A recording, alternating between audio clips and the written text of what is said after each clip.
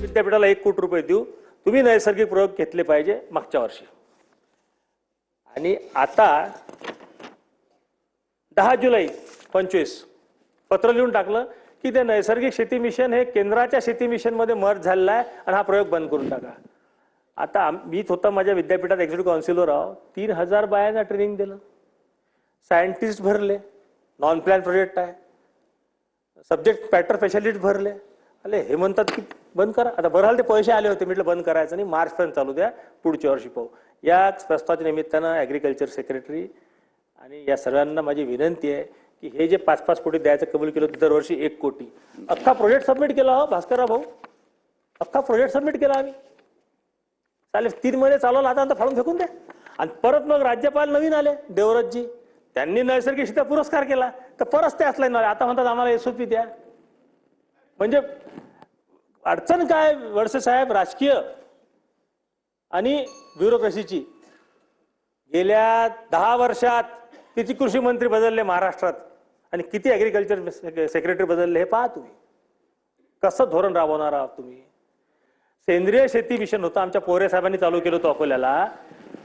सेंद्रिय शेती मिशनला आपण 2026 पर्यंत परवानगी दिली आणि आता एक दिवस पत्र पाठवून दिलं 2 वर्षाआधी, एक काम करा, सेंद्रिय शेती मिशन राष्ट्रीय शेती मिशन एकच आहे, बंद करून टाका। लोकांच्या कॅरियर शोध, लोकांनी केलेल्या कामासोबत आपण असा खेळतो। आणि म्हणून या विषयामध्ये माझी कळकळीची विनंती आहे, अध्यक्ष महोदय, याच्यामध्ये कोणती मिशनची वर स्थापना करायची गरज नाही। नैसर्गिक शेतीचं काम जे आहे ते प्रत्येक विद्यापीठात दिलेलं पाहिजे। एक्झिस्टिंग स्टाफ आहे आपल्याकडे आणि कृषी विज्ञान केंद्र जे आहे, जे एक्सटेन्शन ॲक्टिव्हिटीज करतात, त्यांना नैसर्गिक शेतीसाठी प्रोत्साहन दिलं पाहिजे, पैसे दिले पाहिजे। हा नैसर्गिक शेतीचा प्रयोग अतिशय चांगला आहे। सेंद्रिय शेती आणि नैसर्गिक शेती ह्या जुळ्या बहिणी आहेत, यांना वेगळं करून चालणार नाही, दोन्ही प्रयोग चालले पाहिजे। हे जर खरंच झालं असं योगेश सागरजी, बदलून जाईल सर्व। मी स्वामीनाथनजीच्या विरोधात नाही। आणखी एक महत्त्वाची बातमी, संभाजीनगर पालिकेसाठी भाजपसोबत युती करण्याचे शिंदेंचे आदेश असल्याची सूत्रांची माहिती आहे। शिंदेंसोबत स्थानिक आमदार आणि पदाधिकाऱ्यांची बैठक झाल्याचंही कळत आहे।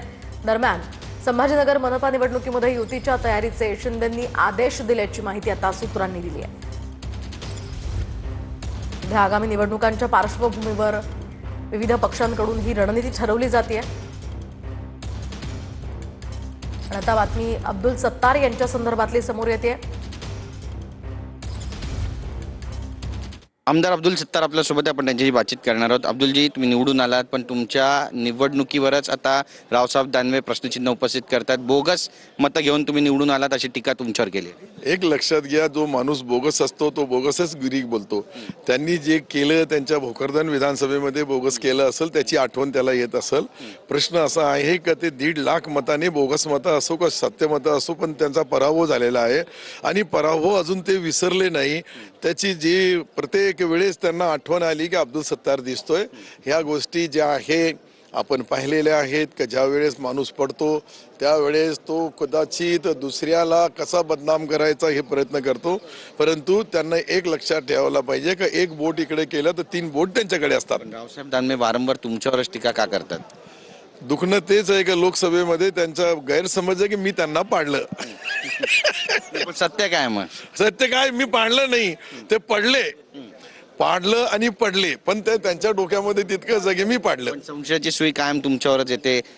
काय ज्या पद्धतीने ते बोलतात, कुठेतरी नाराजी आहे तुमच्याबद्दल, आणि नाराजी कशी दूर होईल? आम्ही 25 वर्ष त्यांना निवडून दिलं, त्यावेळेस त्यांना हे कळालं नाही, बोगस मतं, चांगले मतं, वाईट मतं आता कसे समजतात।